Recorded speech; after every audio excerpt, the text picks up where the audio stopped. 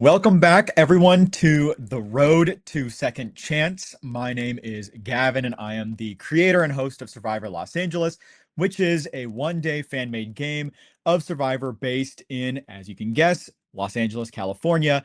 To date, our series has welcomed 97 players over the course of 6 seasons. Today's segment, we're going to be covering our third season, and I am incredibly excited to be joined first and foremost by former player of season 3, fourth place finisher, Kate. Welcome, Kate. Thank you. How are you doing, Kate? I'm doing good. How are you doing, Gavin? I'm doing very well. I'm so excited to be here talking about season 3. And I'm going to bring in our next guest, who is the winner of Survivor Los Angeles season 3, Justin. Welcome, Justin. Hello, hello. Good to be here. I'm gonna put you all at the top so that way I'll just be down here at the bottom moderating here.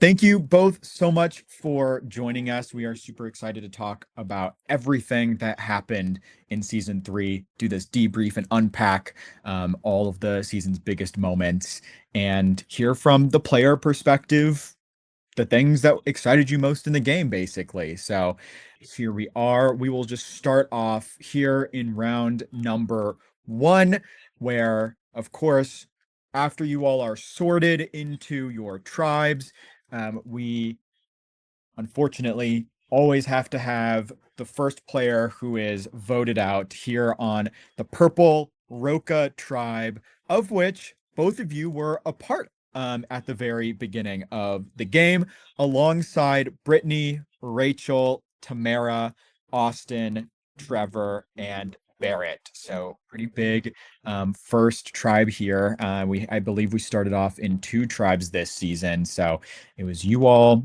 against the Orange tribe, Sena. And unfortunately, as I just mentioned, you all, as members of the Roca tribe, did not win the first immunity challenge. And so ultimately saw you all at tribal council. What went into this round? Tell me sort of like your initial reactions of the people you were playing alongside on your tribe first before we get into this first tribal council. Yeah, I really liked everyone on our tribe. It was a really fun tribe. Even though we did not win that first challenge, it was a really, really difficult challenge and it was multifaceted as well. I know me and Austin were on the beginning was like a math puzzle thing. And I've always been really good at math. So I was like, yes, I will thrive on this. And we started off losing, that did not thrive on that. And then they had a different puzzle that just looked so, so, so difficult. And I know Rachel was working on that, and I think someone else was too, maybe Justin. I'm forgetting. I think Um, Rachel and Brittany were the two on that puzzle. oh, okay. And then they had that slingshot that was just difficult, but at that point we were pretty far behind. There wasn't too much we could do, but I got such good vibes from everyone on our tribe. And it's really difficult. No one wants to be the first one to go home. You don't want to send someone to go home first. It's not a fun part of the game. Yeah. Yeah, this I actually remember this very well. Because I'm not sure if I'm sure you remember this, Gavin, but this was my first like LRG Survivor game ever. So the start of this will always be heavily imprinted in my memory. Um, And for me, that round, yes, that first challenge was hard. I have to this day never won a first round immunity challenge. So a round 1 tribal council loves to see me coming. But yeah, very good vibes on the Roca tribe. I remember, yeah, Kate actually was, I don't even know if I told you this, Kate, but Kate was my original like number 1 ride or die before me and Barrett like linked up towards the swap. I was like, Kate and I had some really good conversations round Yeah. 1. And I was like, yeah, this is like, we're locked in. We're going to ride this out. And we pretty much did, to be honest.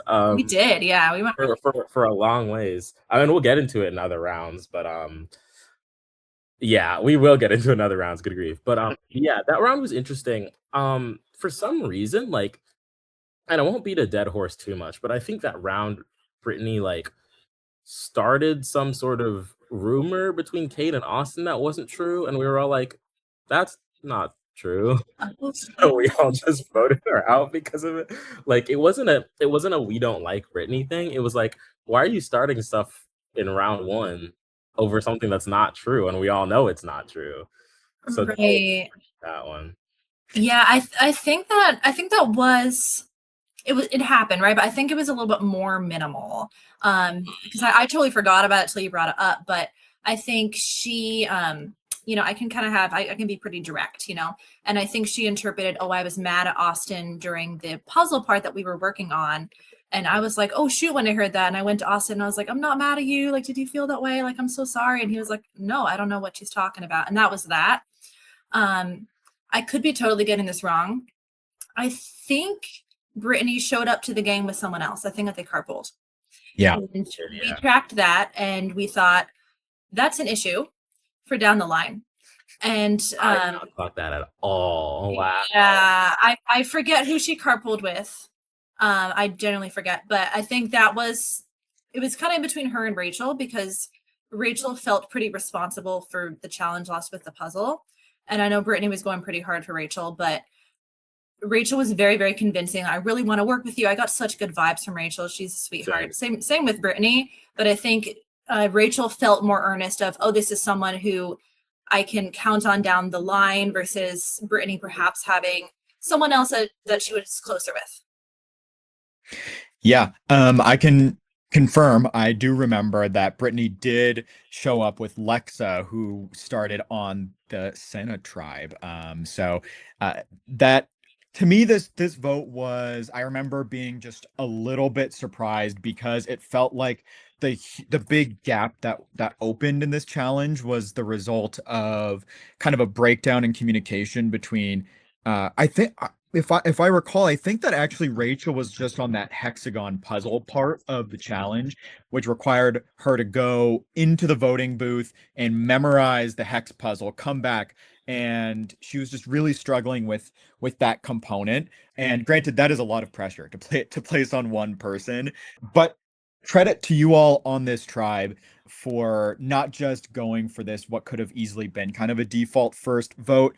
I think you oftentimes will see a consensus form one way or another, but it was cool to see that you all chose in arguably the more difficult route, which was to prioritize trust and the potential for relationships over something as simple as, hey, like, Rachel's admitting fault, and did openly admit fault for losing that first challenge for you all. So that was interesting to see, and also probably a wise move to break up, potentially a duo that could have linked up later on in the game, when things were a little bit less, when tribe divisions were not structured by production. So and then, of course, there were some last minute dropouts in your cast. There was initially supposed to be 18 people. So there were supposed to be 3 rounds of original tribes.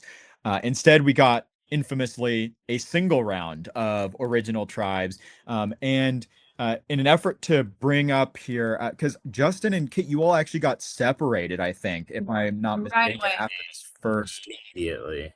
this first round. And so we broke out into a third green tribe that then created after the first round, called the Vaca tribe. In our own sort of type of tribe swap here on our Road to Second Chance segment, I'm going to bring in a special guest who's joining us right now. So here's TJ. Let's go. Hi, TJ. TJ, what are you wearing? It's so cool. Thing to see today. Oh, thank you. This is my spacesuit. I love it. That is TJ's joining us at just the right time here in our swap phase of the game. TJ was on the Senna tribe with Kate and a slew of other people. However, fortunately, no one on this call went to that next tribal council, because Vaca wound up losing immunity.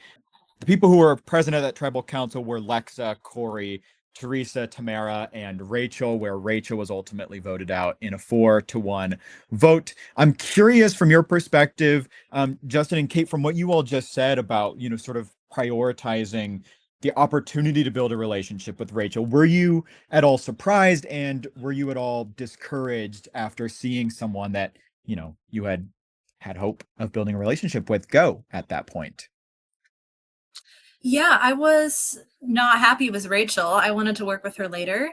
I forget who was on that tribe. Can you list them again? Because that will help me know if I was surprised if she was down on the numbers or not. So it was Lexa and Corey and Teresa, who were all part of the original Sena tribe, and then it was Tamara and Rachel, who were part of the original Roka tribe. Yeah, I I see. guess I wasn't so surprised then because of those numbers. It's so hard when it's so early in the game too, you know. Yeah. TJ, what are your thoughts? Fascinating. The fascinating thing I remember from this round is that as soon as we swapped, of course I'm just thinking in terms of numbers. All right, great. We have the 8-7 early advantage. It was myself on the end of this was the memory relay race challenge, right? Yeah, I think so. Yeah. So the very end of the challenge doing the scorecards are me, Jesse, and Teresa. 3 original orange. So I say to Jesse and Teresa, should we rig this so that we make sure that one of the 2 tribes where we have the numerical advantage goes to tribal? And I didn't realize how direct of a situation that was for Jesse being the only orange on her new tribe. But essentially I'm saying, hey, should we make sure, should one of us throw this to save Jesse? And Teresa's like, no, immediately, no, we shouldn't. You can't be throwing challenges. Little did we know throwing challenges would soon become a major plot line in the season and in the spirit of a dear friend of ours. But yeah, that was how that first challenge went. But thankfully for me and for Jesse, that Green Tribe managed to lose the first challenge. Can I ask what the vibes on New Sana were? Because I have no clue what after the swap, what was going on with TJ and Kate. Like, did you guys talk? Did y'all play together at all? Like, what was that like? Well, we talked. So there was a little while before we went to tribal council. And so I remember we were like hanging out in the shade of a tree and just getting to know each other. And it was nice because in these games, it moves so quickly, right? Which is good. You don't want to be there like 24 hours in a row, right? That could be a lot. But because it moves so quickly, it is harder to grow the relationships if it's easier to kind of stick with just the numbers, right? So from my standpoint, being on the bad side of the numbers, I appreciate that we had, I forget how many tribal councils we had, but I think we had quite a few. It was probably our biggest break to just kind of hang out and get to know each other in the whole game. And TJ had told me he was a school teacher and I am a piano teacher. So I bonded with him a lot over that. Come to find out that was a very good ploy on his end. He's not a school teacher, but he completely fooled me. And I was like, cool, we have this fun connection, you know? So I was just finding connections as much as I could on the tribe. I got a good vibe from everybody. Of course, when it came to actually have a vote, me and TJ were on the opposite sides. But TJ was actually the first person I went to and said, hey, I have a plan. Maybe we can do this. And then that plan got spilled right on back. And I said, I got to figure out some other stuff. But it was fun vibes. I liked our tribe. Kate was the person I connected with most standing pregame. I was really hoping to be on your original tribe, but this was only my second game ever, and I was really thinking in terms of numbers. So as soon as you got swapped to us in a 4-1, and I was with my slingshot boys, Kyle and Lucas, that we did the first challenge together successfully, I was like, these are my guys. We did a thing together. So I was pretty locked in on that once we were swapped. Right. But little did I know, other plans were afoot. One of my favorite things about this season in particular, and why I always think about season 3's cast as being one of my favorites, is because it produced so many dynamic moments so early on that weren't even necessarily influenced by advantages. We talked about that a little bit earlier with even just the very first round of the game. But we do in this next round, which is a double elimination round, get one of our first big moves of the season that was influenced by an advantage, in which Sena wound up winning immunity again, sending both Roka and Vaca to tribal council. Vaca technically went first. Ultimately, we see a vote split of 3-1, with 3 votes being cast against Teresa, 1 vote being cast against Tamara. Teresa correctly sniffs out some suspicion here, plays an idol that was found, and nullifies 3 votes cast against her to ultimately see Tamara be the 3rd player voted out of this game. What was the reaction like coming from, because nobody here again was directly involved with this move, but what was the reaction? Did you all see the idol play going on, or was it something you heard about afterwards? And what was your reaction? Ooh, so that was one where we're not watching the tribal, right? And so I'm trying to figure out what's happened and try to get sniffs here and there. And of course, because I'm down in the numbers, I'm preaching like, oh, I barely know that purple tribe. I'm just here to make new friends, you know? And so of course I'm hoping like Tamara pulls it through, but I can't look sad. I can't be like, ah, bummer, we lost another original orange, you know, because that is not going to reflect well for me, you know? I do remember hearing like, oh, I think Teresa played an idol, and I was thinking, oh, I wonder what happened, you know, but I was in that position where I kind of wanted to play it. So like, it doesn't matter, you know, that I had to kind of quelch my curiosities on that a little bit.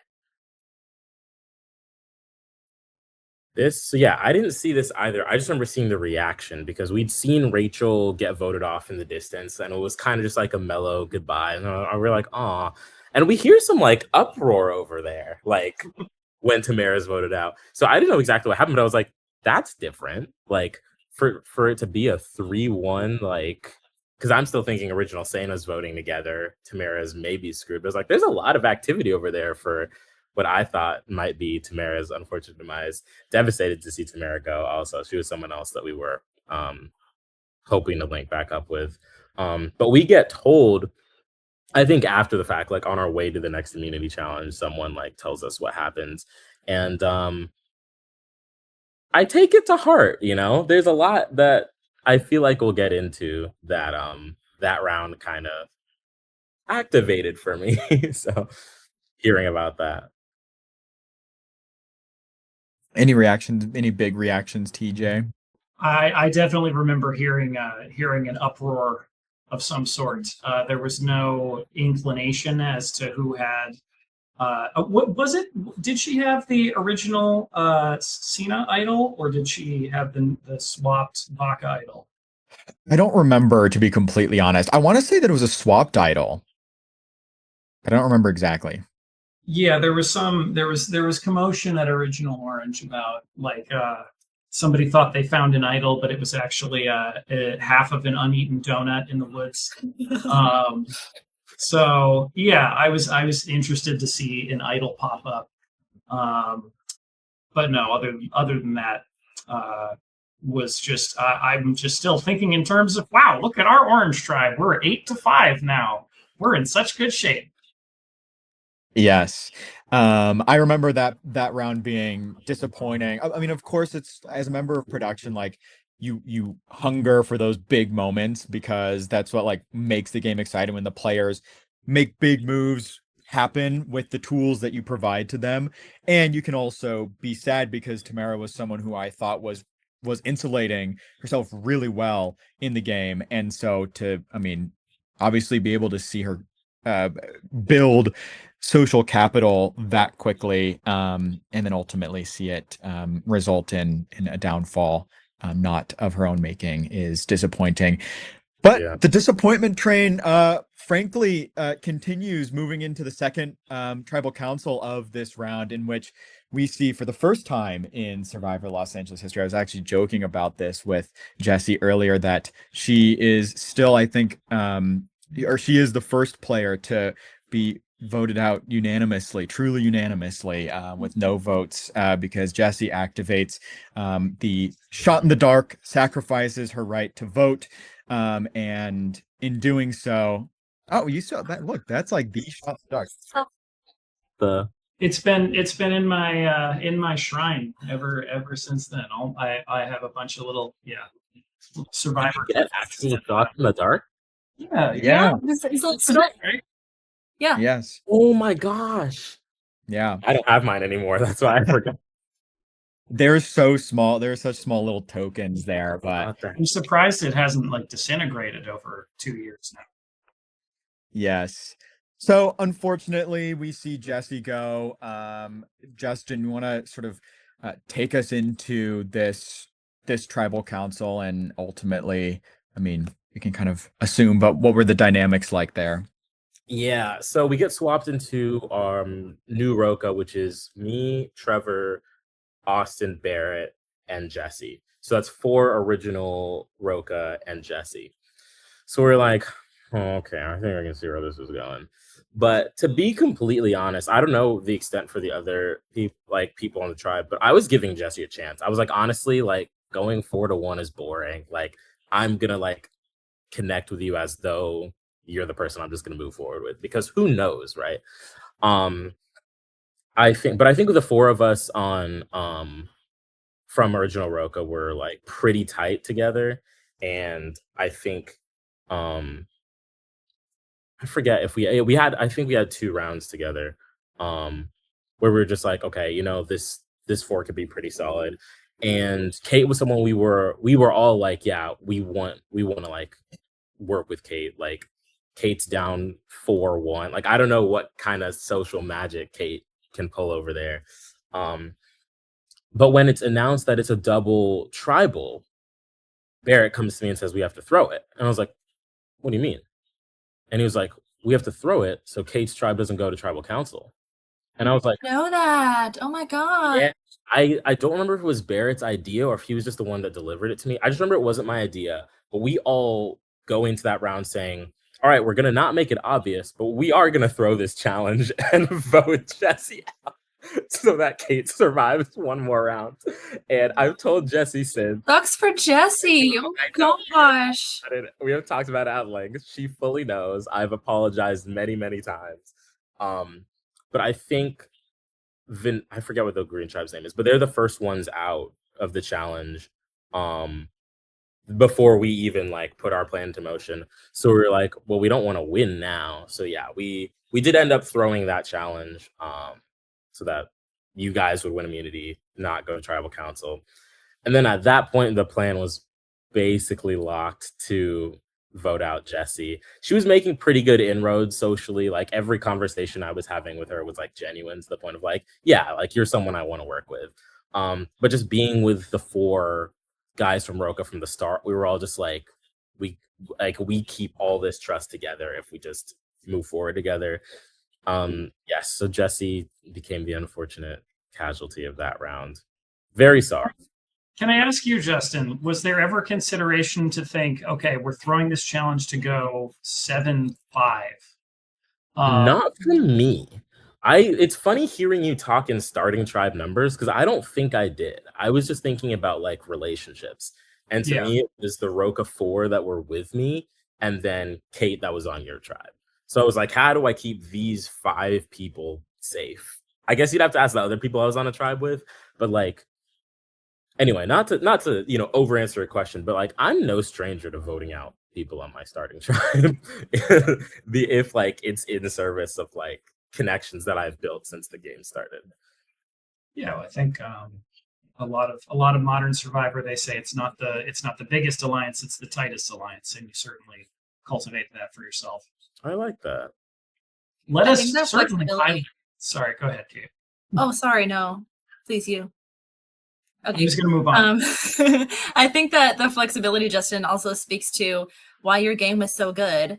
And I haven't been aware of any allergies that you played after this one, but probably did very well on those as well, you know. Where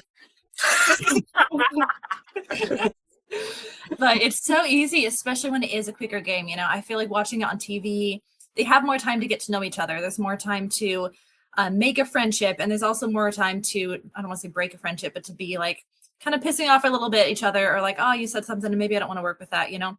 And I feel like when it is so fast paced, it's so easy to just be like, this feels comfortable, I just got to go with that, instead of being more open-minded. And that's really, really impressive, Justin.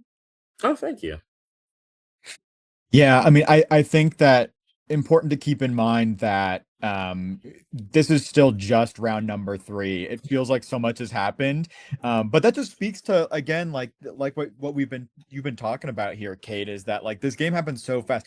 At this point, we're probably like 2 hours into the game. So, and I totally understand. I'm the type of person where if I was in this situation where there was, original tribe numbers 2 hours into the game with one other person, I would just even be scared to make myself stand out in that group of 4 from the original tribe by speaking too much to that person. So, I think that certainly does require, an adaptable mindset and sort of an ability to recognize that that's not going to, ultimately ruin things. We move into round number 4, which becomes the final round of the pre-merge, in which minus 2 legends. Let us be said. Tamara and Jesse are both absolute legends of the LA LRG scene. So to lose both of them in one round here is pretty bonkers. Yeah. Usually a lot of LRGs tend to be kind of there's the group of gamers that all go far, and then there's some cannon fodder that gets voted out early. But here in the span of 20 minutes, 2 really big presences Wow. Really I had no clue. Characters, great players in the LA scene go bang bang. So shout out to both. Wow. Yeah, I know now. I had no clue. Absolutely. I played with Jessie before, and I was hoping to make it to merge with her so we could figure something out afterwards, So I was sad to see her go. And I liked Tamara a lot as well. I was on the purple tribe for like 20 minutes at the beginning, but I liked her in those 20 minutes.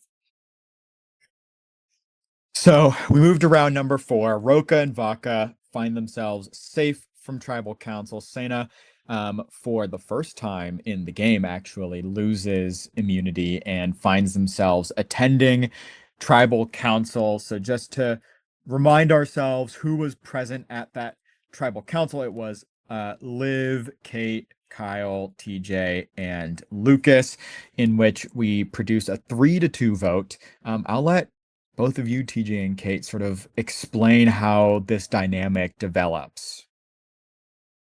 So I guess I can tell you what the fake plan was, and Kate can tell you what the real plan was.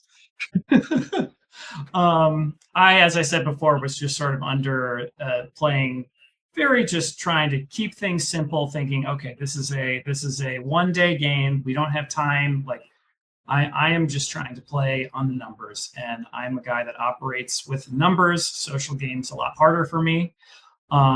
So I was just thinking, okay, we have 4-1. We're going to vote out Kate here. I'm strong with my 3 slingshot boys. If maybe for some reason they want to vote out Liv, I think that was entertained at some point, but we determined having, 4 was better than 3 + 1. So I thought there was no doubt in the world that Kate would be going home here. Yeah, I knew it was an uphill battle for sure. The previous immunity challenge that Justin's tribe threw for us was, if I'm recalling correctly, that was a ball tossing back and forth one. And I am not good at sports and with anything throwing, catching, anything like that. Just never have been. And that's one where I, obviously did not know that it was being thrown in our favor. And so I was just very, very concerned about that. And I was paired up with Kyle. And Kyle was really encouraging. And we were able to throw and catch a lot more than I thought that we were able to, right? And so then after we lose the next challenge, I'm talking with Kyle, and he's saying, yeah, I feel like I also really bonded with you in that challenge, which is really helpful. But first I did talk to TJ, and I felt like out of our group, let me see, there was Lucas and Liv and Kyle and TJ and me, right? And I think Liv is a little bit quieter. And so she was a more difficult read for me. And I thought, maybe I can work with her. Maybe she doesn't want to work with me. I'm not sure. And also I was like, Liv's not as good as the challenges, and neither am I. And so if they're just saying, oh, we got to just get someone out who's not perhaps being seen as helping us at the challenges as much, just take out Kate. And so I pitched Liv to TJ. And then I heard I think from Kyle. I think Kyle came and told me like, hey, TJ's not with you, because I thought you were TJ, and he said TJ's not with you. You know, he told the group, and they are going for you. And he was like, I'm down to work with you, but you've got to do damage control with Liv. And so I had to pull Liv aside, and I was just honest. I was like, hey, I did drop your name to TJ. I did, you know, of course, you got to fudge some stuff. So I was like, I just told him that because I felt like I had to say something, but I never wanted to do that. And we were able to put it on Lucas. I forget how Lucas's name came up. I forget who had that first idea, but I was in a anybody but me, anybody who wants to work with me. I'm very happy with that. And so Lucas was unfortunately the one voted out with that. And of course, I liked Lucas. I liked everyone on the tribe, but at that point, it was not me. Yes, definitely. And going into that tribal, I was really nervous. I had my shot in the dark, and I thought they all really could just be trying to make me feel comfortable. I know Lucas and TJ are lying to my face, according to Kyle. Maybe Kyle and Liv are also lying to my face. I have no idea, but I wanted to give it a shot, and it did obviously end up working out. I did have a feeling afterwards that when we returned, because I'd been away from the purple tribe for so long, I didn't know, you know, there was the 4 purple on Justin's tribe. I didn't know if they were like 4 strong, and if I was forgotten in the rearview mirror. I didn't know how I would fit back in with purple. I did want to keep working with the oranges that I had worked with going forward as well. But I was like, this is going to be a hard one to pull out, because surviving a tribe swap puts a major target on you. And so I was like, I got to lay a little low early in this merge and hope I make it. Absolutely. Were there any big reactions on your tribe from this vote, Justin? Yes. We were so shocked. I'm not gonna lie. We thought Kate was done for, and we were devastated. And we were not expecting Lucas to go at all. We were very, very shocked when we saw him like stand up across the park, and we we're like, no way. But we were very excited to see Kate make it through that one. Lucas also the only person in the game that I at no point shared a tribe with. Lucas and I never had a game discussion. We never talked because he was the only person per swaps that I was never on a tribe with. So sad for that. I wanted to play with him. Gone too soon. As many people were. Oh, did you guys know that Lucas is in the rehearsal? The Nathan Yeah. Fielder HBO show? Yeah, I was watching it, and I paused it, and I was like, I know that guy. And I messaged him on Instagram, and I was like, Lucas, this is you. Like, he had lines and everything. It was amazing. It's so much fun. I He did was not also know in that. a Super Bowl Yeah. commercial this year or last Yes, year? I saw that. Like, he was one of the Kevins, right, from The Office? Yeah. Amazing. All right. That is awesome. Wow. I won't Look at take up too much time here, but Oh, I please. will say, just because Kate specifically said, like, I feel like surviving a tribe swap puts a target on you. I did notice that. And at that point, we all still wanted to work with Kate. So it wasn't of like, oh, we should look at Kate because like she's a target now. But I was thinking to myself, oh my God, Kate literally just survived being down 4. Like, she's good. Like, I don't have to worry about Kate. Like, she's gonna play well socially. She's gonna maybe down the line, that's something I take a look at, but it did make me realize, I'm like, okay, I don't have to worry about Kate. Kate's got this. So that was the last round of the pre-merge. We move into the merge. I believe the first individual immunity challenge is sort of a knockout trivia style challenge, which was kind of Oh, cool. are we doing it? Are we doing it? We're doing it. We're doing it. One moment. Yeah. Go. Let's see if maybe I have one too. I have it, but I can't find it. It's okay. I'm cheating. I'm wearing a Game Changers buff. I don't That's have it, fine. but you know. Close enough. It is close enough. This was the first season where we produced a buff for players as part of sort of a commemorative thing. So that's another reason to look back on this season as being a real turning point in the history of Survivor Los Angeles. Are we old era? I don't know. Oh, you're almost there. If you're splitting it down the middle, then we are. Right. Well, I feel like era changes. news. So maybe. I know. I was like, I'm It's a long time in the LRG world. literally. I'm well acquainted with someone who's played one of Gavin's more recent games, and she has 3 buffs, like 1 from each tribe. And I was like, you That's guys right. got starting tribe buffs? Like, you guys are in like the bougie era. Like, Gavin's treating Yeah. y'all nice. I figure that charging like $20 extra from what you all paid for the entry fee pays itself off for getting a buff at literally every stage of the game. So Crazy. and it helps us pay for better challenges and stuff too. So in any case, we're here. Knockout trivia being challenge number 1 of the merge. Before we get into sort of this strategy, I just want to get a pulse check from each of you, just real quick. How are you feeling when you're told to drop your buffs and you find out that you're going to be coming back together? What is your confidence level? 0 for me. I have 5 minutes ago, I've gone from thinking that I am, in an onion alliance within the majority tribe that's now about to go in 7-4. And all of a sudden, I have 0 allies and a complete free agent. So my whole world was tipped on its head just before merge, and I had to reset very quickly. I was feeling nervous as well because I'd been away from my original tribe for so long. I'd been with the new tribe for way longer, so I feel like I knew those people better. But I was like, I'm down to work with Old Purple. Is Old Purple down to work with me? I don't know, and because we went back together and then it was right to the challenge, everyone's there. It was really hard to suss that out and try to get vibes. Yeah. What did we merge at again? Was it 12? 11? Yeah. So original Roka, it's what, 6'5"? Is that? So I remember going to this. 5, but 2 oranges have flipped.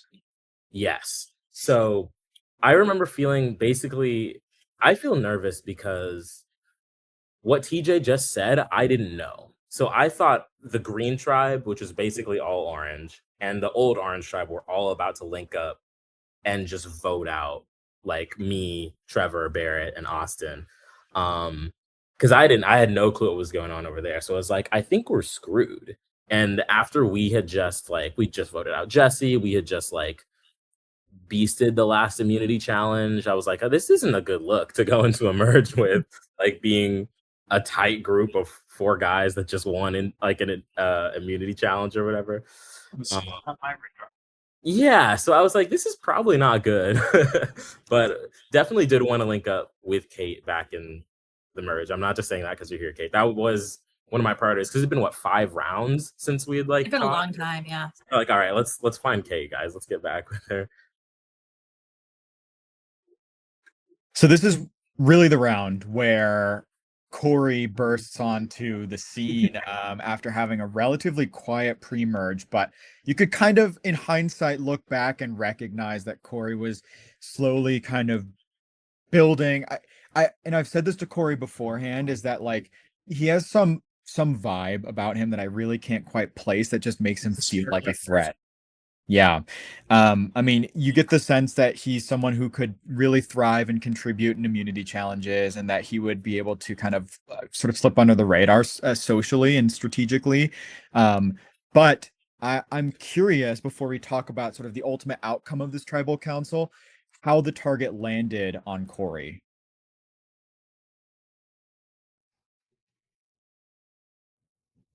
If anyone remembers. Hell if I know. I I was remember. just like, somebody please tell me somebody to vote for. I just hope I'm not, it's not me. I hadn't been on a tribe with Teresa, Corey, or Lexa at this point, and I think I had with everyone else. And I did get a sense that Kyle and Liv wanted to keep working with me. And actually, I was also talking with TJ about working with TJ as well.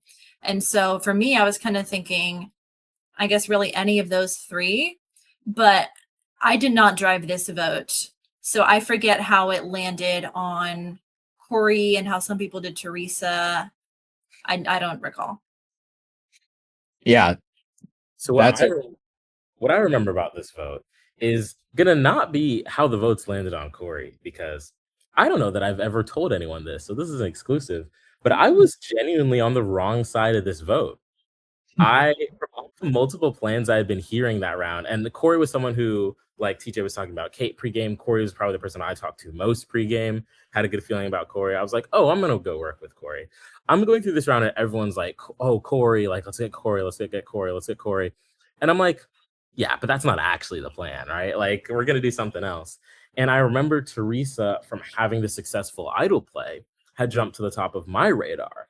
So naturally, I assumed that that would be who people would be looking at in the merge, the person who had essentially pulled off the move of the pre-merge and was like, had potential to really ride under the radar and not be targeted later on to the game. So I was just like, I think Teresa's like a great person to look at here. And I think Corey and Lexa were people that like were on board with that. And I remember walking in tribal with Corey, and Corey's like, I'm hearing it's me. And I'm like, I've heard that, but I don't think it's happening. Like I felt like the votes for Teresa were there. So my shock, actually, not into just get into the tribal, but I was shocked to see those Corey votes turn, not to see the Teresa votes, because I was like, I thought Teresa was like what, the last couple conversations I had, I thought that was what everyone was going with. So I am also at a loss for how the vote ended up on Corey. Should have had a reunion right after, man. We would know. But sometimes that happens in these games, right? All it takes is when people, and one thing that I really appreciate about having you all together is that each of you has such a unique perspective on not just like what was happening in the game, but like how you were perceiving the game. Like TJ is talking a lot about perceiving these original tribe numbers and thinking about that through a lot of the pre-merge phase of the game. Justin, you're talking about how that wasn't super in your mind, and Kate, you're just like, please let me win and cling to dear life here at this point, and anyone but me type of a strategy. But I think that makes for a really interesting merge phase of the game when you have these players that are thinking about the game in different ways, because it means that people's priorities are going to be different. So ultimately here we have Corey, who receives 8 of the 11 votes to be eliminated. And he correctly identifies with no clue, which we did have a clue that was hidden, that was not found, that would have led someone to the idea that we had a little dangling tree emblem on the voting podium that was ultimately a hidden immunity idol. And Corey just decided that looked a little sus, so I'm going to try to play it. And he was right. Ultimately, without any clues prompted, stood up, declared that he wanted to play it, was able to play that idol, nullified 8 votes, sending Teresa home with 3 votes against her, which, funnily enough, is the number of votes that she nullified against herself when she played her own idol earlier in the game. So kind of a funny full circle moment there. Like poetry, it rhymes. Really, cannot write it better. I feel like I've seen it so many times in US Survivor, Australian Survivor, LRGs. Yeah. And there it was. So now we move on to the next round, which is a double elimination in which, by the way, Lexa wins that first individual immunity challenge. Should note that there. In this next round, we see both Corey and Trevor win individual immunity, which we'll get into. This is sort of like Trevor's reign of terror a little bit here as the start of it. So Trevor and Corey win this first round. We go to a split tribal council, divided tribal council into 2 groups of 5. I'll unpack here just this very first group that went to tribal council, which consisted of Liv, Kate, Trevor, Austin, and TJ. So, walk us through this. What was the conversation in this sort of first grouping? This was a very quick tribal council. So I recall I was talking with some of the OG Purple, and I was a little bit on the fence, because something I've noticed is when I am like, oh, this could work, if something doesn't work out, I'm not necessarily like, oh, I'm burned, goodbye. I'm like, oh, maybe second chance, which is not always great personally, but sometimes can work out in Survivor, right? And so I was really kind of on the fence between TJ and Austin. And I'm trying to remember, TJ, because I want to make sure I'm saying it accurately, right? And this one is a little bit hazy. I think I did not fully know where the vote was going until tribal council itself. I think on the way there, and if I'm getting this wrong, I apologize, but I think Trevor whispered TJ on the way there, and I was like, oh, okay, you know. But I know I have been talking with you, and I was earnest about that, but I was also trying to figure out what is the best path forward. I'm not quite sure. And then you passed me the advantage at the tribal council. And I kind of had a moment of like, oh, shoot, like, but the alliance is voting TJ. Like, what do I do with that? And then I had a moment of like, well, what if he wants us back if he's still in the game, you know? And so it was one where you were cut there, TJ. And I was sad to see you go, but I did also vote for you. So I can't say I was devastated, you know, but I was enjoying playing with you as well. What I recall, and you tell me if you got this sense too, but I have a strong sense. One thing that I think is important to set the table for this vote is that you, me, and Austin had all been on that sit-out bench where I was the first person to go over there, and that's when I found the advantage. I don't think either of you realized that I found the advantage. I don't The three of think us, so. I don't recall the sit-out bench, to be honest. the three of us had some time to, or maybe we chatted at the beginning, but I remember thinking that you, me, and Austin was like a viable three. I had good interactions with Austin at some point. Yeah, it was a sit-out bench. I feel like I was referring to us as like the sit-out bench three.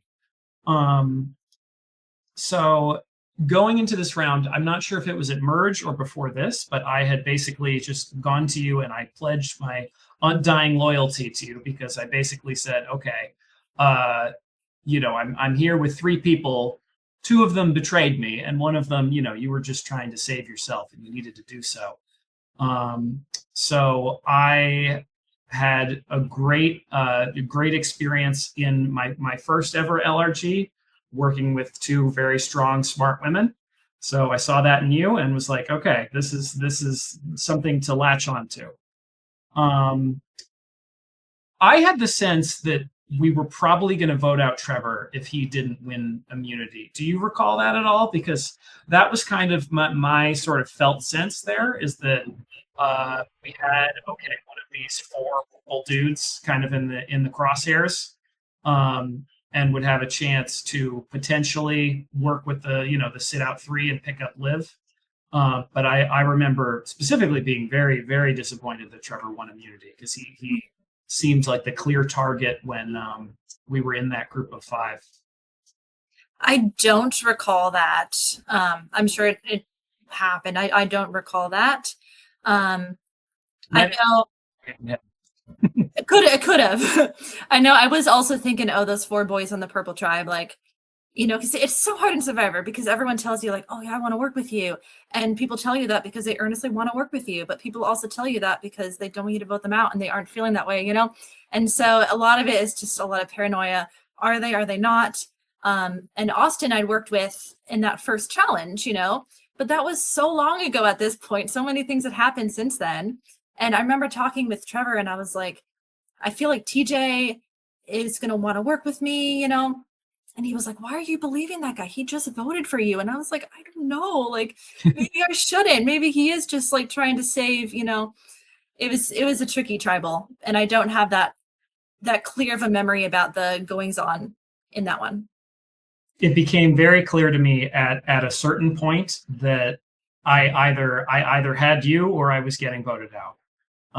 So I wish I had thought of it earlier, because I think if I had given it to you before tribal, it would have, maybe influenced something. But I had a couple people ask me, you know, when I went to the jury and after the game and stuff, people asked, well, you know, if you were in this situation, why didn't you play the block a vote? First of all, it wouldn't have helped, because if I blocked, first, I was thinking, I was astounded that Liv voted with me here, because I thought surely I'm either going to get voted out 4-1 or we have it, because I don't know what Trevor's doing, but I was under the full expectation that Kate was going to be able to give marching orders to both Liv and Austin, and just wherever those three votes landed, was who was going home. So I really wish I had given you that advantage earlier, because I knew that I need an ally right now, not an advantage. And I think it was just a little too late. I remember before we move into the second tribal that happened this round, I remember that when I was walking around listening to some of this strategy that was happening, and certainly as people were voting in the voting booth, this is one of I think this might have been actually the last season that I did like stay in the voting booth when people were voting, so I actually knew who was voting for who in real time. I remember thinking that, not being envious of Kate's position, because I felt, Kate, that you were going to make whatever decision you made was really going to shape what happened in the game to follow. Understanding this was the first tribal council of this sort of double elimination round, and that really I see these like doubles at Final 10 as like I mentioned, really being formative to the game. And so I was very intrigued to see what would happen. I think the fact that TJ, that Liv voted with you, I think is a testament to the connection that you built with Liv. But then I think it's also a testament to the connection and the trust that you've then invested in Kate as well, to have Liv be willing to continue on in this path. Because I think, knowing Liv, that she would 100% have just joined in the majority if she believed that there was no chance in saving you there. So I think that that's just sort of a testament there. I've said this in all of the versions of this segment that we've recorded so far, but I always hate seeing two people get eliminated at the final 10, because I feel that the two people who get eliminated have such great potential to move forward in the game, but by virtue and the necessity of making it the game so the game doesn't last until like 5 a.m., you have to have these sort of double elimination rounds. So TJ is an unfortunate victim here of circumstance. And then we move into our second tribal council this round. And I am going to move out for a little bit. I may rejoin you guys towards the end. But it's okay, Gavin. And it was great seeing you guys. Good seeing you, TJ. Bye, TJ. TJ becomes the next member of the jury. Oh. So now we have the next round. So the 5 people who are voting in this tribal council are Justin, Barrett, Lexa, Corey, and Kyle. Justin, how did Kyle become the target? Okay, so this was the scariest round for me. So I don't like to talk myself up too much, but one of the things I was happiest that I did here was during the Teresa vote, where Corey caught 8 votes. The second Teresa is voted out, Lexa's sitting next to me, and I turn to her and say, I didn't vote for Corey. Did you vote for Corey? And she's like, no, I voted for Teresa. And I was like, I voted for Teresa. And Teresa actually heard me say that, which I think might have been a problem later. But the fact that I said it to Lexa means by the time we're walking to the next immunity challenge, you haven't even split us up yet. Lexa goes directly to Corey and says, Corey, Justin voted with us. He also voted for Teresa. And I was like, excellent. I just need to make sure Corey knows that. And it came from his ally, not me. So then you split us up. And my split tribe has both Corey and Lexa on it. And I was like, excellent. I have all this brand new goodwill with these people. I want to use this as much as I possibly can. The problem emerges because we also get swapped with Kyle. This is my first chance to really have a conversation with Kyle. And I really like Kyle. Kyle and I feel like are very similar from a game perspective. He's like super nice. He's charismatic. I can tell he's like in a good position right now. Like Kyle is the kind of ally I want to have, especially right now in the game. And I'm like, Barrett is also with me. This is the point where, well, kind of after the swap, this is where Barrett becomes my number one ride or die, because once you go through a swap and a split tribal with someone, you got to be locked. Like that's kind of where you find your people. And so that round, Barrett and I are like this. I'm like, whatever he does, I do. Whatever I do, he does that round. And so we're very much just like, the three of us need to, Barrett, myself, and Kyle, need to take out Corey. I think from what I'm seeing, and I feel like perception is reality in LRGs, whether or not it's true, Corey is basically the biggest threat on the non-Roka side of things. And we were all like, perfect. Kyle's a great addition to this group. You, me, Kyle, we vote out Corey. It's perfect. Corey wins immunity. And here now becomes my problem, because I cannot get Corey out this round anymore. I need to work with Corey again next round, no matter what happens this round. So Kyle, Barrett, and I can still take out Lexa, right? But then we burn Corey, the only person still in the game who just had a successful idol play and is clearly very good at this game. He just won immunity also. Or we work with Corey and Lexa, and Barrett and I both flip over to take out Kyle. And Barrett and I are unsure the entire round. And I'm talking like through tribal. Like, we just don't know, because we're like, Kyle's so solid. He's such a great like addition to what we have going on. Like, I love the vibe so much. But I'm like, do we burn Corey here? After me personally, I've done all this work to build goodwill with Corey and Lexa.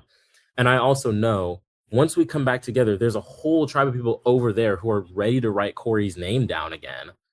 I'm like, I feel like we just have to work with Corey this round. Like, and it's literally at tribal council. You're asking us questions. And I remember Kyle is sitting between me and Barrett, and I'm making eye contact with Barrett. And Barrett looks over to Lexa, and I just go. And Barrett looks over to Kyle, and I go. And so we decide literally with seconds before going to vote, like, I think we have to stick with Corey and Lexa, just this specific round, as you know.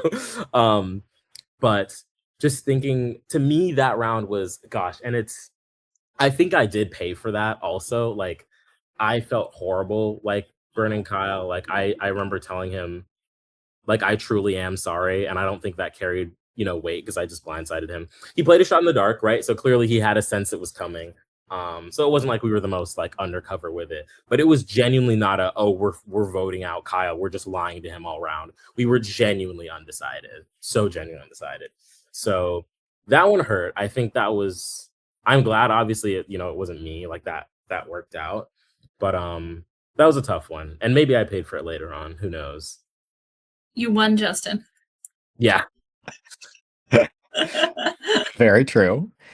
Well, then I'm always also really fascinated. One of the things that sort of this Final 10 double tribal council situation has really kind of become a trademark of the series.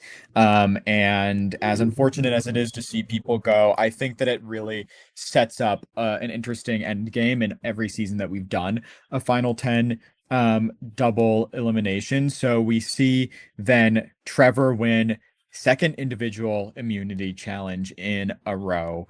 And then from there, we see Corey catch some heavy suspicion for, it sounds like, the third round in a row. And unfortunately, Corey does not have any form of immunity to keep himself safe. And we ultimately wind up seeing kind of an interesting 5-1 vote with a shot in the dark played by Lexa, which was an unsuccessful shot in the dark play. Both you, Kate, and Justin voted for Corey to go out here. I'm curious if this was an alignment of your interests, or if it was kind of just circumstance that your interests may have actually been different, but they resulted in the same thing. So I think my interests were not as perhaps well thought through as Justin's. Justin was gathering more and more relationships. He had that relationship with Corey. He was building that one with Kyle as well. Sometimes you got to cut someone, it just happens. For me, I did not know Corey or Lexa at this point. And, I didn't want them to feel ostracized, and I probably should have been like, oh, let me try to see if I can work with you, try to figure that out. But at that point, it was like, if we can keep a couple what to me at least felt like easy votes for people I've never been on a tribe with, that I would be very surprised if they want to ever work with me in this game, then I'm down for that. So I think my recollection for this one was really Corey or Lexa. And then I forget how it landed on Corey, but then that one also being Lexa being the next vote. And then after they were both gone, it felt like, okay, now we got to figure some stuff out. That's how it felt to me. Yeah, I think that round for me, it's not that complex, but really like the five of us that end up voting for um for Corey are in my head, we've got the Roca band back together, right? From coming in at a merge disadvantage. It's me, it's Barrett, it's Trevor, it's Austin, and Kate's back with us. So it's like this five is like it's like we're just back, kind of thing. I remember a big thing that went into this round was that Corey and Lexa had just been perceived as this duo to an extent that I think both of them were like, I don't understand. And it was such a funny perception reality thing to see play out in real time because they're both like, I don't get why everyone's pairing us together. And I was like, that's so funny because I get it when you explain it to me. And yet you're paired together, and I'm not going to change the way I'm looking at it, even when I'm hearing the truth from both of you. Because if that's how it's being perceived in the game, like you have to work around people's perceptions. And I think there it went to Corey. I mean, they both won individual immunities at that point. I think Corey was maybe just scarier at the time. And I don't think I drove that vote remotely. I think we got back together. People were just like, Corey. I was like, cool. Like we made it through one round. Like, but I think that round was the round that, within my sort of Roca group, maybe it was the next round, but at some point I made a final four with Barrett, Kate, and Liv. And I think that was around like final set. I think it was around final. Remember that? That's funny because that was my genuine final four. Like, because I remember I had the Roca group, but I saw how like Austin was playing super well socially. Austin and Kate were super close. Trevor obviously was going like it wasn't an immunity run yet, but I was like, maybe not at the end next to me. So there was a final four there with me, Barrett, Kate, and Liv, and I was sticking to that from that point on in the game. So yeah, bye Corey. Sad. Well, it worked. It worked out. I forget what I was going to say. It's my bedtime. I'm sorry. No, you're good. My internet is cutting out a little bit. Oh, sorry, Gavin. Okay, I think I'm back. Okay. Wait. Ooh, I remember what I was going to say. Go for it. Yeah, so at this point, I worked with Liv on that vote before the merge, right? And I wasn't sure how she felt about me because she knew that I had been gunning for her originally. And then when I realized I didn't have the votes, I was very happy to switch it up, right? But at this point, I was aware of the 4 purple guys, right? And I was concerned, they talk about like women's alliance. I was concerned about like a dude's alliance, right? And so I wanted to work with you guys, but I also had that as a concern. And so I shared that with Liv, and Liv definitely shared that same concern as well. And it's both a concern in terms of, do they have a tighter 4 and then I'm number 5? And also a concern in terms of immunity wins. Like, I'm not a big immunity threat, but I'd like to have a little bit of a chance, right? And if I keep, the Trevors and the Justins to last minute, I'm never going to win one. So I think that was what led to Austin eventually being voted out. That's very so valid. Yeah, and I of note for this round too. I just want to note that I believe that Liv also had articulated after the game that she was kind of clued into the plan that Corey would be voted out, but ended up putting a vote on Lexa to help avoid a potential idling out situation, understanding that obviously that is still very fresh on people's minds. Yeah. So Makes sense why that was the case, and it aligns with this idea that it was kind of in deliberation between either Corey or Lexa. So that moves us into the next round. Round number 8, we see Trevor win his 3rd individual immunity challenge in a row, and we ultimately then see Justin play Shot in the Dark in this round, and we see Lexa collect 5 votes, and then Austin catch another sort of lone vote from the player who was voted out ultimately. Before we dive into, I mean, it seems like Lexa kind of made sense if she didn't win individual immunity that she would kind of be coalesced as a target. I'm also curious, Justin, from your perspective, what informed your decision to play the Shot in the Dark? Yeah, this is not a good round for me. um, this is the round where I think paranoia struck me, and I think I got a little too tunnel visioned in that I think for most of the people I was working with, it was like we get Corey out, then we get Lexa out. And me having like spent all this time trying to play with Corey and Lexa, I was like, sure, we get Corey out. We don't have to take Lexa out next. Like there's other people we can look at. And I think the other difficult part is sometimes like a lot of the times you'll get pitched a plan and a backup plan. That round I wasn't pitched a backup plan. I was just told everyone said Lexa and just Lexa. I was like, anything else for entertaining? They're like, no. So I'm like, oh God. Like if this is the like if they're taking me out any round, it's this one. And so I don't spiral too hard, but I remember talking to Kate in this round and being like I feel like I like was just like I'm concerned. Like I think I asked Kate at Tribal if she was like coming after me or whatever. She's like, no, relax. What's wrong with you? And I don't know. Lexa felt like a smoke screen to me, and I was just genuinely lost. Like call it what you want, but in not wanting to vote Lexa out, but also I know if I do anything out of paranoia, that's gonna tip my hand in an ugly, ugly way. And so I'm like, I'll just play my Shot in the Dark. That way I don't have to vote. That way I don't have to show my cards. If it hits and the votes were coming after me, I got a cool moment out of it.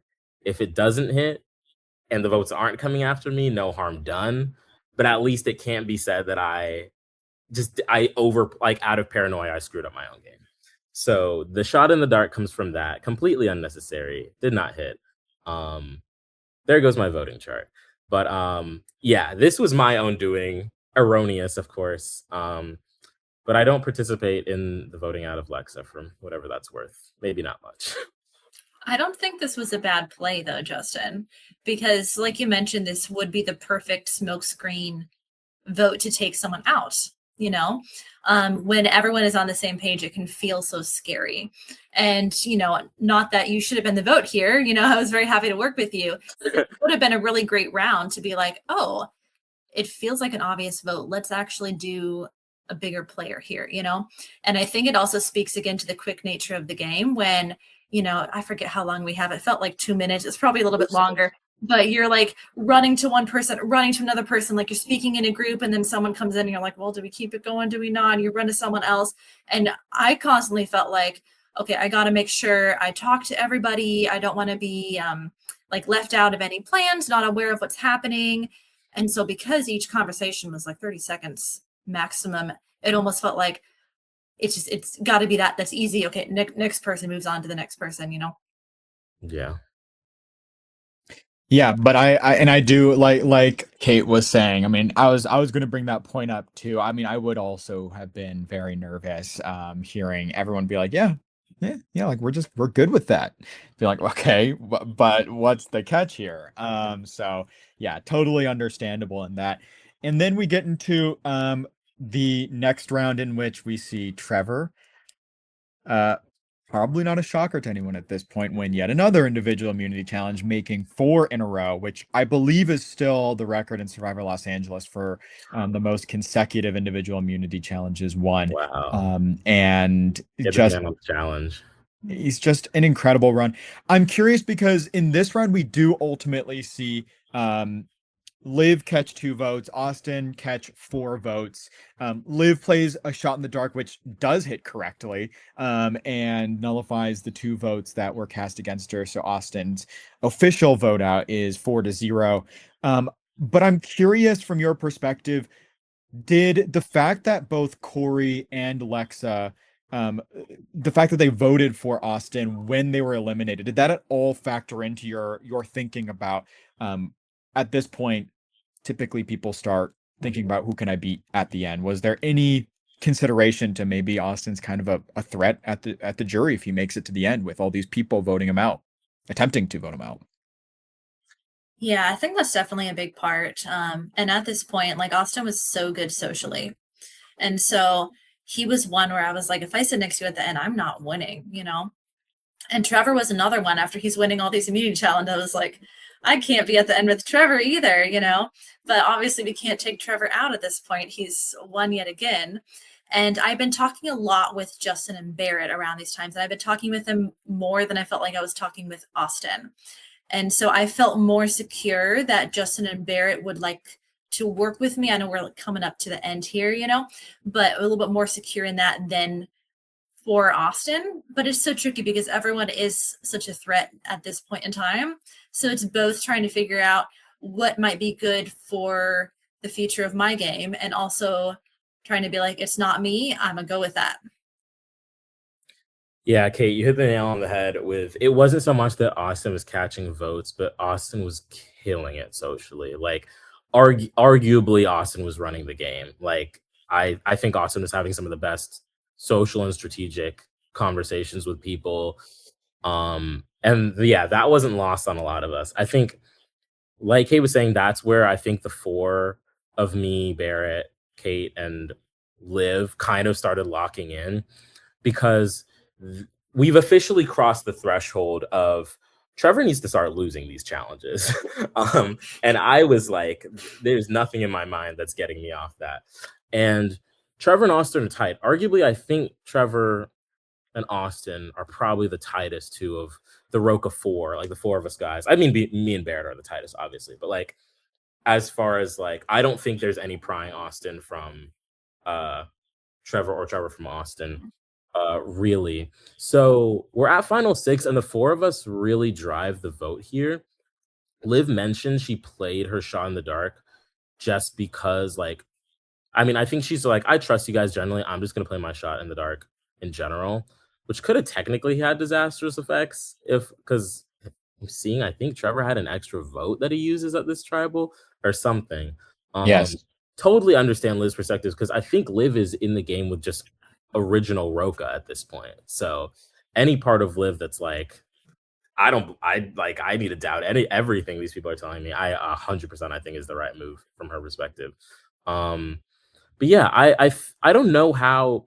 I also want to ask you, Kate, did you know about Trevor's extra vote? Because this man Trevor is supposed to be in my alliance, and I don't hear about this extra vote. Did you know that he had one? I don't remember. The whole second half like of this game post merge is a blur, just to be fully honest. I don't recall. I can step in. I think that he said he didn't tell anyone because I was gonna bring that up because there's a funny moment with that, funny and gross, where like I step into the voting booth and like the people who are, collecting the votes are all kind of laughing as I'm like sifting through the things. And then we tried to have them write on the back of the extra vote so it was clear that it was an extra vote, because normally in like the show they do like a fun border around the extra vote. So in lieu of that, because we didn't have real parchments at that point, we just used the back of the printer paper.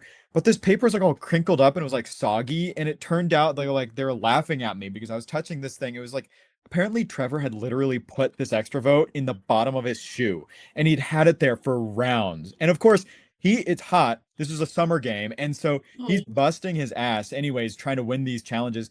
It's literally just like this sweaty foot sweat extra vote that I'm then touching. And I remember talking to him afterwards and he was like, yeah, like I didn't want it to fall out of my pocket. It's like the only place it would not fall out for sure. So I was like, I mean, I guess, yeah. So credit to that, but worse. I'll tell you that much. So So funny. yes, that feels very Trevor for some reason. Well, we move into the final five.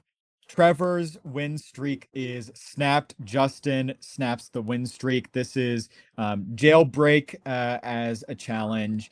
And I mean, uh, from what you all have been discussing, it sounds like this idea of like, if Trevor loses, he has to go. And so, was there any conversation about anything other than Trevor at this point? There was. I mean, I was pretty locked in. I think everyone was pretty locked in, but Trevor was doing a good job.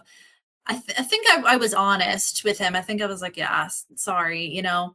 Um, but like it is something I wondered post game. I mean, Trevor was such a strong immunity threat, right?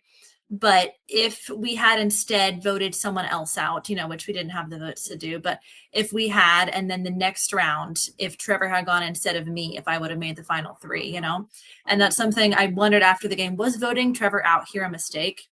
But also, if Trevor won the next immunity, I don't think anyone, you know, it's such a, you know, shoulda, woulda, coulda, you never know. Um, but I don't, I mean, there were discussions, I'm sure, but I don't think any of them really carried much weight from my perspective, at least.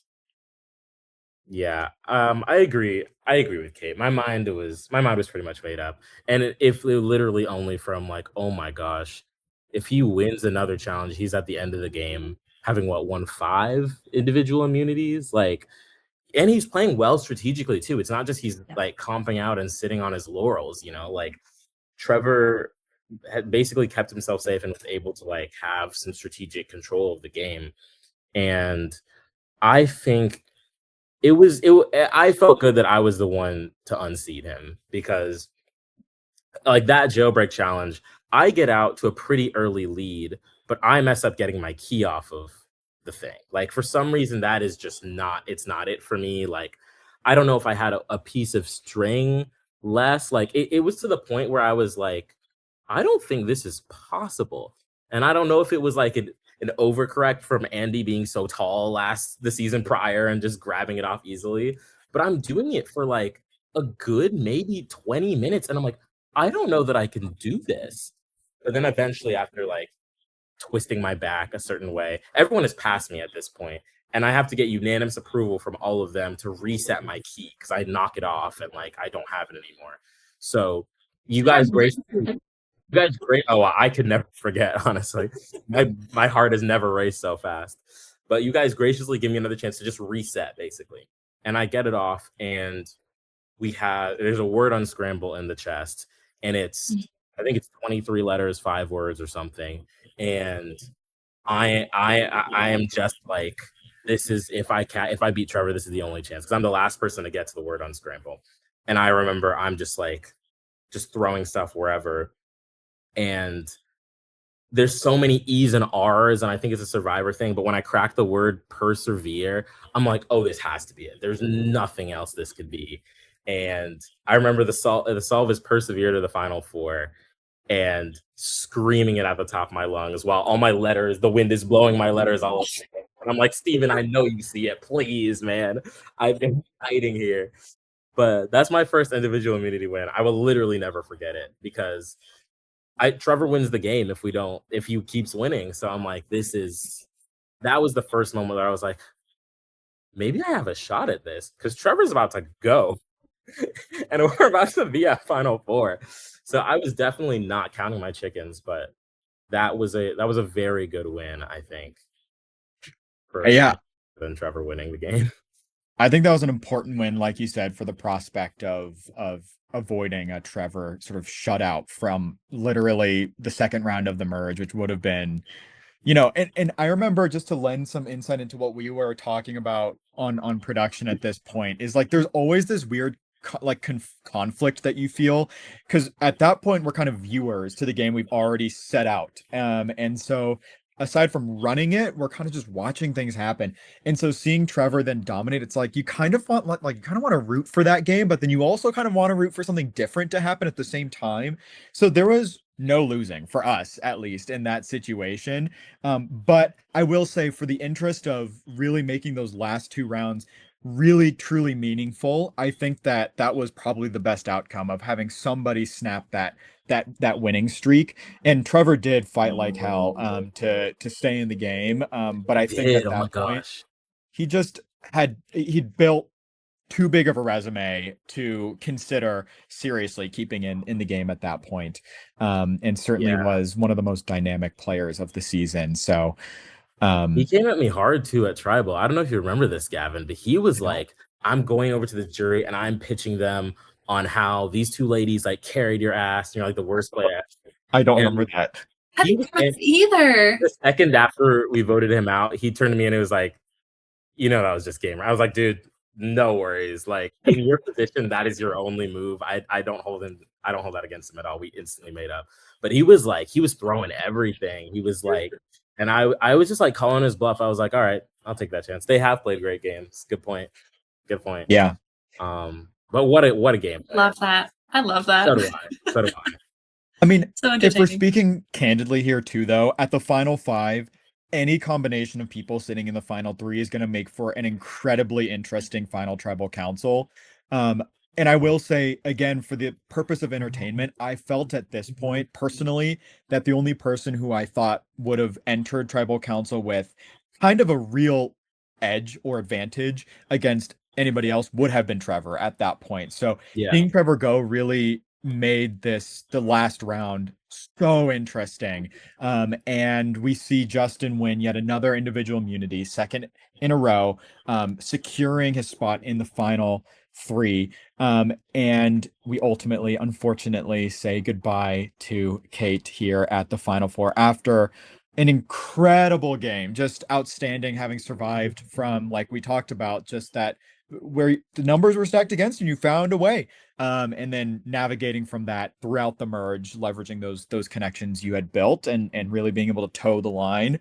I thought that this was a very sad outcome, but also one that at the same time, because of what I just said, I completely understood from everybody's perspective why they thought that maybe you wouldn't have been a safe person to sit next to you. But I'm curious to hear first from you, Justin, your perspective on Kate going out here, and then Kate, I'll have a question for you after.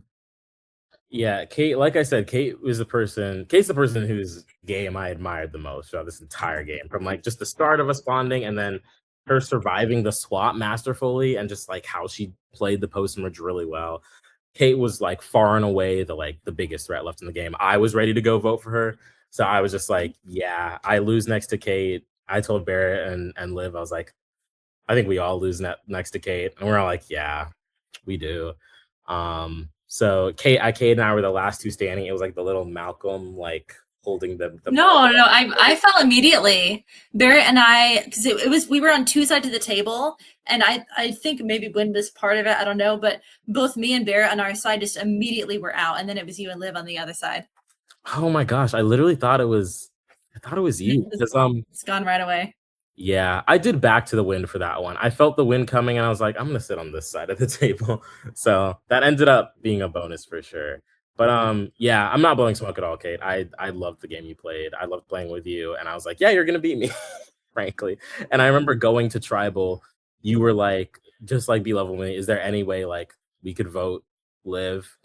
And I thought for a whole 10 seconds because I was like, is there? And then I looked at you and I was like, no, I'm sorry. Like you have it tied up. And I really meant it. I thought you did. Yeah. Oh, sorry. Oh, okay. I really appreciated that you were direct with me, because in a game where there's shot in the darks and there's idols, and of course you can't play it at this point, but it's really difficult for me to switch modes, and so in a game where you have to, if someone's like, is it me? You have to be like, no, like earlier on in the game, it's difficult to like realize, oh yeah, at the end of the game, you can just be like, yeah, it's you, So I appreciate that. It was nice to know going into it. And of course, I'm going to fight like hell to see what I can do, but yeah. I think it was the right play on your end, to be honest. And I would have done the same thing if I were in your shoes. Absolutely. I mean, that's what I was going to ask for your perspective on that side of things, Kate. So I'm glad that you sort of gave voice to that. I started off the description of this round by really sort of singing your praises. And I agree with Justin that, you've played such a good game that it would have been very difficult, doable, but very difficult for anyone to really pitch themselves against you because you were kind of in this unique position, aside from something that, but all Justin, Liv, and Barrett had, which was the fact that they stayed on their original tribe, throughout the whole thing. And even if the numbers weren't necessarily there, for them throughout the entire game, the fact that you had numbers stacked against you in a context in which there were people who were thinking about things from a original tribe, advantage situation, and you were able to work yourself out of that. It's impressive. So, unfortunately, Kate becomes the final member of the jury here. And then we also, TJ's back talking about our second member of the jury. TJ's back. Welcome, TJ. We are here talking about Final Tribal Council. So very fitting to have our to have jurors back here. I am curious from your perspectives, TJ and Kate, as we're entering this Final Tribal Council in which we see Justin, Liv, Barrett go toe-to-toe against one another. Do you have particular leanings just at the very start before anyone has even spoken? TJ, you can go first since you were. I basically saw Barrett and Justin as having played a very similar game. However, Justin was the one that had to do the dirty work and win those last two immunities. Yeah. So I was curious to hear how they were going to distinguish their game from each other, but I was already giving Justin a slight edge in that. And Liv's case was completely different. And I was curious to see how she was able to basically dismantle Orange, but then integrate into this tight alliance that had already existed and get to the end with them and see how she was able to do that and why it was a winning game. How about you, Kate? Yeah, I also was definitely leaning towards Justin before going into it. Like you mentioned, TJ, he and Barrett were a pair, the whole game a pair, and Barrett also played an amazing game. At least the way it appeared to me, and it does seem through chatting about it here, that Justin was pushing the moves a little bit more, having the discussions a little bit more, and then Barrett was also doing those moves alongside, but I didn't see him driving them as much. And then Liv did play a completely different game, and she integrated herself really, really well. She was the last Orange standing. She did a great job. I think because she was on the bad end of the numbers for so long, and she was catching stray votes, even one for myself. But for the last few rounds, I think she wasn't in a position where she could rally the votes to make more power moves, right? And so I didn't see as many power moves from her as I did from Justin. So I was leaning towards Justin. Liv's Tribal Council was so good, though. She definitely had me like, oh, shoot, is this a Liv win? I was really debating back and forth, but went with my man, Justin. Yeah, I know that from the production perspective, entering, right? Like I love leaning into storylines, right? And I feel like season 3 had so many compelling storylines, which is why I still look back on this season as being one of like the fondest memories that I have from this whole experience of helping lead this series. And I think entering this final tribal council, I was intrigued because like you TJ and Kate have identified, Liv played this really distinct, unique game from Justin and Barrett, who played very great, compelling games, but played alongside one another. And so for me, the question that I was asking was, will they be able to distinguish their games from each other enough to avoid peeling votes off of one another and then giving an avenue then for Liv to come through with this kind of unique storyline, a trope that we're not entirely unfamiliar with in the actual show as well. But that made it so interesting because to me, it really felt like what happened at Final Tribal Council, how everybody answered the questions and how the opening and closing speeches went really, really mattered. It isn't always that way when you go into a Final Tribal Council, just speaking candidly. And so it was super interesting, super compelling. Justin, from your perspective, how did you feel entering this Final Tribal Council? What was your level of confidence that you would be able to compel the jury of your game? It's so hard because I never I always assume I'm wrong about whatever I think the jury thinks. And so I can't go in like counting votes. I can't go in, or I mean, I can, right? If I was better at that. But to me, I'm like, let's say it's a clean slate. Say these people know nothing, right, about my game. Like, what can I best put in front of them that helps compel them to vote for me? And it's hard when Barrett played an incredible game, like also never got his name written down. Like Liv played one of the most like fantastic, like not even underdog games, but like being the last remaining member of your starting tribe while ingratiating yourself so well into a majority alliance that they like you go to the end with them and they're not like, oh, you're disposable. Um, I think I had more hopes that I would win, and those only come down to like honestly the only thing that I would say to like separate myself from Liv and Barrett is like I felt like I had to do the things. Specifically, like, I mean, it's not just about challenges, but it's specifically taking Trevor out. Trevor doesn't go unless I beat him. Like, I genuinely believe that. And I think a lot of the social positioning to like, to make sure like Austin goes at 6 instead of like Liv or something like that. Like, I felt like I had to do the things. And it wasn't everything I like thought of or masterminded, but I was like, these things don't happen without me. And yeah, so I was hoping like how can I pitch that without obviously like sounding like I think I know everything. So I by no means like thought I was like a favorite or a front runner. I was just like I have a good case here. If people can see that I think I am just a hair above in my opinion the other two. Um maybe I pull it out, but I Liv's final tribal especially I was like, "Oh lord. We're in trouble." I'm curious, from both of your perspectives, Kate and TJ. Um, Kate first. I'm curious, was there like a moment? It's you said that you entered kind of leaning Justin, but was there a moment throughout the final tribal council, something that he articulated specifically that made you think, okay, you know what? Yeah, like this is what has sealed it for me. Not really, to be honest. I think I went in really thinking Justin, and to be honest, I think Liv gave a better final tribal council. And so I felt like I was pulled more, like kind of centralized, and I was like, is this enough to pull me away from Justin? I did think on that, and then I was like, no, I don't think it was enough. It was a good final tribal, but there wasn't like one moment. Yeah, absolutely. How about for you, TJ? There absolutely was one for me. I definitely felt the Liv momentum. She argued her game very well, but the moment that clinched my vote for Justin was when he spoke about his inner child, thinking about watching Survivor on the couch as a kid. I think we've all gotten in touch with that feeling watching Survivor 50.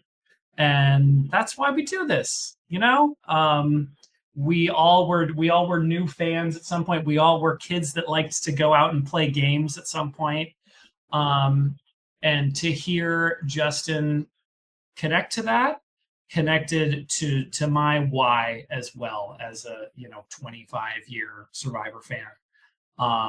And I felt very good about voting for Justin in that moment. And I have twice since then asked at final tribals in other games for the finalists to think about what their inner child would feel about their experience over the weekend, and it's produced a, I think, 100% cry rate. So thank you for that, Justin. I love that. Thank you. That's amazing. Yeah, I mean, you've told me that before, and it gets me every time. Genuinely, I was surprised beyond belief given our lack of time to connect during the game. But when you told me that after the game, I was very moved. I was like, wow. I do. Oh, sorry. Go ahead, Justin. I just said I appreciate it. Yeah, I do also distinctly remember that moment, and I think that made the ultimate outcome of the season so much more satisfying when you kind of have this natural built-in rootability, right, of someone who you understand their why. And I think, not lost in this conversation, when we've given them their flowers, Liv and Barrett, very worthy competitors, very worthy people to be sitting at the final tribal council. I also was at a point, I was like, oh, like I felt that Justin was separating his game from Barrett at a certain point, and I had felt that Liv was just really building that momentum and building that case. And I was like, that is so compelling. Again, the storylines that you think about between these two players. I mean, I didn't know what was going to happen in the voting booth, and I'm so glad that I wasn't in there as the votes were being cast, and in that instead I was able to sort of get in there and see them afterwards, because the anticipation would have killed me. So I'm glad that I just got to read them all in one batch there in the booth. But ultimately, we see Justin win season 3 of Survivor Los Angeles in a 4-3-1 vote, with Liv receiving 3 votes, Barrett also receiving a vote. No zero vote finalists in this season, which I think is a very fitting way to conclude things. As you probably have surmised, both TJ and Kate did wind up voting for Justin alongside Trevor and Corey. So it was an incredible season, incredible final tribal council. At a certain point, in the merge phase of the game, you become unsure about what the outcome will be, which is always the mark, I think, of a great season of Survivor, really from start to finish. This was so much fun to watch. Are there any other thoughts about season 3 that you want to throw in there? I gotta say, I mean, it's so funny that being my first game, because like Kate's talking about like knowing people beforehand, and TJ's like coming in with a sense of how these things work. And I didn't have any of that when playing. So I was like, I think I was just so focused on a specific thing, which worked out for me, right? But there's so much like almost not metagaming, but you have to think on multiple levels in LRGs that I very much wasn't thinking on in that game. So a lot of luck. I don't discount luck at all. And I mean, 4-3-1, how much narrower does that get? You know what I mean? Like, I was surprised to get votes I got that easily could have gone to Liv or Barrett. So I'm very grateful for it. It made the heck out of my day, out of my year, 2024. So yeah, really fun to reminisce this with you guys.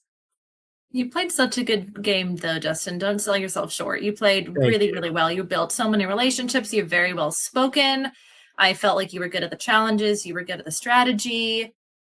You did amazing. I appreciate it, Kate. Thank you. Absolutely.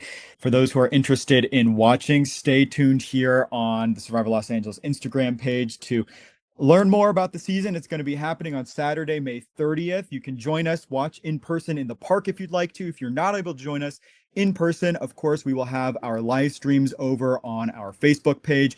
No matter whether you join us in person or online or some combination of the two, we hope that you all will join us for this journey on May 30th. Thanks again to Justin, to Kate, to TJ for their time here today. And that's it. See you next week for Road to Second Chance Season 4.